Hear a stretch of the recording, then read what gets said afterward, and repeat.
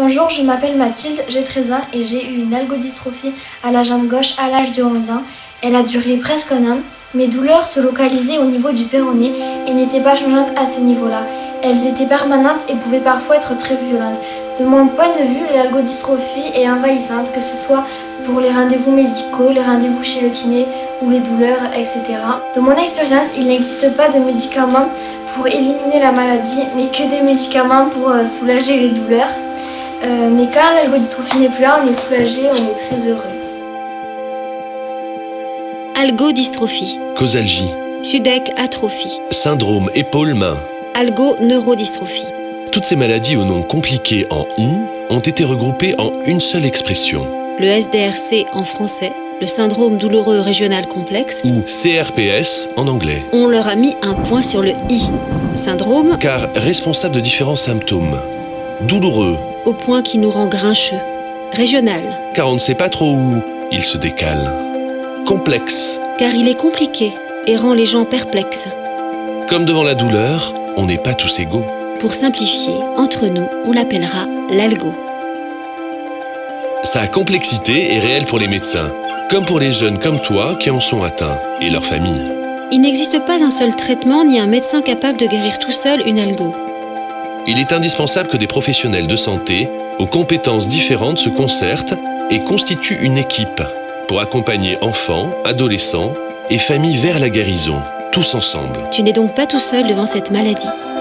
On va t'aider à te tenir à nouveau droit comme un I. Les symptômes, touchant principalement les jambes, les chevilles, les poignets ou les mains, sont variés et on peut en ressentir un ou plusieurs. Fourmillement, Brûlures ou douleurs intenses très localisées ou à des endroits très précis. raideur d'un bras ou d'une jambe, Peau très sensible à l'effleurement, qui devient douloureux. sueur des mains ou des pieds, Ces douleurs sont toujours proches d'une articulation et peuvent entraîner des rougeurs. des sensations de chaleur ou de froid, des gonflements. L'algo dure en général quelques jours seulement, mais elle peut être beaucoup plus longue parfois. Mais elle se soigne dans la plupart des cas, sois rassuré. C'est juste qu'on ne sait pas combien de temps ça va prendre. Plus tôt on diagnostique cette maladie, Plus vite, on en guérit. Les fourmillements, j'en ai pas trop eu. Les brûlures, j'en ai eu beaucoup. J'ai aussi eu des électrocutions. Parfois des coups de couteau. Et c'était surtout dans des parties du genre comme les articulations, le talon et les doigts de pied. Et parfois c'était même les poils qui me faisaient mal ou de l'air. Ouais, je me projette pas trop dans le futur. Parce que je sais même pas ce qui pourrait arriver. Donc les mots-clés sont douleur très importante, c'est l'écoute, c'est l'éducation de l'entourage, ça c'est fondamental, la patience, une adaptation permanente au patient et la reconnaissance de cette douleur, ça c'est important. Un syndrome douloureux régional complexe, notre fameuse algo, pour les intimes, fait souvent suite à une entorse ou une blessure, suivie de l'immobilisation inadaptée du bras ou de la jambe concernée.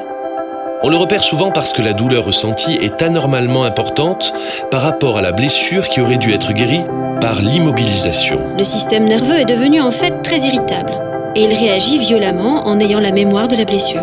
C'est cette hyperexcitation du système nerveux qui provoque les gonflements, les rougeurs, les pics de douleur ou les sueurs. La douleur chronique est née. Et elle irradie. L'algo danse le tango. Comme cet algo est difficile à diagnostiquer, un peu invisible, Tu peux avoir peur de ne pas être prise au sérieux, car on ne trouve pas pourquoi tu as mal. rien d'anormal, ne t'inquiète pas. Ce n'est pas parce qu'on ne voit rien aux examens, radio, scanner ou IRM, que ta douleur n'existe pas, on le sait. Pour aider au diagnostic, on te demandera peut-être de remplir des questionnaires. L'algo, c'est pas rigolo. Quelquefois, juste le fait d'expliquer le mécanisme de l'algodystrophie suffit à le faire réfléchir et à ce qu'il trouve des solutions.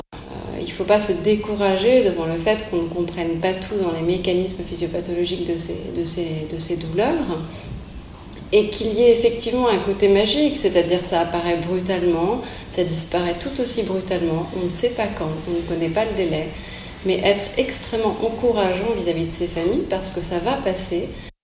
Ce qui est essentiel, c'est d'abord d'avoir une oreille attentive et bienveillante. Mais également, on sait que le diagnostic rapide va permettre une guérison plus rapide et plus complète. Comme toute douleur chronique, les répercussions sont nombreuses et souvent désagréables. Troubles du sommeil et de la concentration, Anxiété, angoisse, irritabilité, colère, tristesse, fatigue, on n'a pas le moral. relations avec les autres difficiles, on se sent isolé. Tout ceci peut mener à manquer l'école, quelquefois à ne plus y aller du tout. Et la douleur, c'est quelque chose qui est difficile à partager. On peut donc se sentir un peu seul, même dans sa famille. L'algo, c'est pas un cadeau. C'est une maladie qui irradie et qui abasourdit.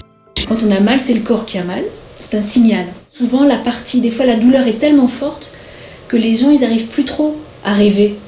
On dit un rêve, mais ni à rêver, ni à penser. La douleur, elle prend toute la place. La douleur, plus on lui laisse de place, plus elle en prendra, et pour soi, et pour sa famille, et dans son environnement.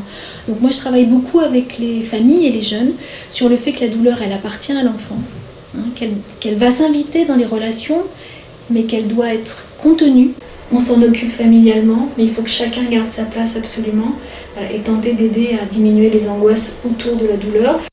Et si vous êtes atteint comme j'ai pu l'être d'une algodystrophie, ne faites pas comme moi, confiez-vous à vos proches, parlez de vos souffrances et à des professionnels aussi. Pour soigner ton algo, il faut tout d'abord insister sur le fait que plus tôt on commence à la traiter, plus vite on en guérit. Le traitement peut se faire à la maison, à l'hôpital. Parfois, un séjour dans un centre de rééducation sera nécessaire. Le but du traitement est de refaire travailler peu à peu le membre blessé, sans réveiller la douleur. Comme un sportif de haut niveau qui s'entraîne petit à petit à récupérer ses muscles après une blessure. Il n'y a pas un seul traitement valable pour tout le monde. Chaque cas est particulier. Ton algo, c'est ton algo, amigo. Peu à peu, en surveillant la douleur, on doit faire retravailler le membre touché. C'est pour ça qu'on parle de rééducation. Plusieurs types d'exercices psychomoteurs sont accompagnés de traitements contre la douleur. L'important est d'y croire, de ne pas se décourager. Parfois, des exercices qu'on réussit bien une semaine sont plus difficiles à faire la semaine suivante. La rééducation, ça paraît toujours trop long. On compare souvent la guérison de cette maladie à un sport de haut niveau. Il faut beaucoup ramer pour y arriver. Et c'est un vrai sport d'équipe pour s'en sortir. Ta famille et une équipe médicale avec plusieurs spécialistes. Spécialistes de la rééducation des problèmes articulaires, kinésithérapeute, balnéothérapie, exercice du miroir, Rhumatologue, orthopédiste, psychologue, pour mieux comprendre les composantes de la douleur, mais aussi gérer les effets secondaires du syndrome. Fatigue, anxiété, troubles du sommeil, irritabilité, etc. La famille est importante pour le soutien de tous les jours et pour t'aider à suivre le traitement à la maison. Le médecin traitant également doit être inclus dans la boucle. Face à cette maladie, il s'agit d'éteindre l'incendie. On va lui donner des médicaments contre la douleur. Alors il va falloir adapter les médicaments naturellement à son âge, à la façon dont il va tolérer les médicaments.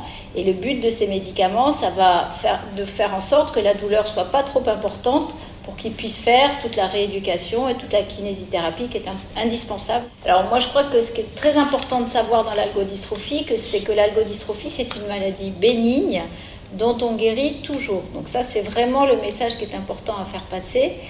Ce qu'on ne sait pas par contre, et ce qui est plus compliqué, c'est de savoir en combien de temps ça va guérir.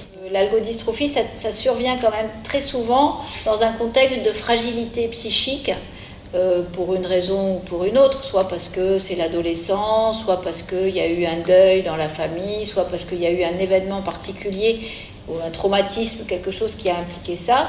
Et donc c'est important de prendre cette notion-là aussi en compte.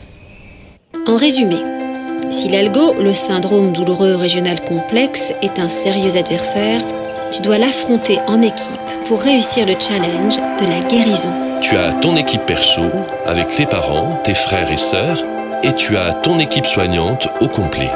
La prise en charge doit se faire au départ par un centre spécialisé pédiatrique, qui mettra en place cette fameuse équipe soignante complète. Si tu respectes bien le programme de soins avec ton équipe de soignants, tu vas pouvoir te guérir. La maladie n'est pas une fatalité, elle se guérit. Peu à peu, ton membre blessé se dégourdit.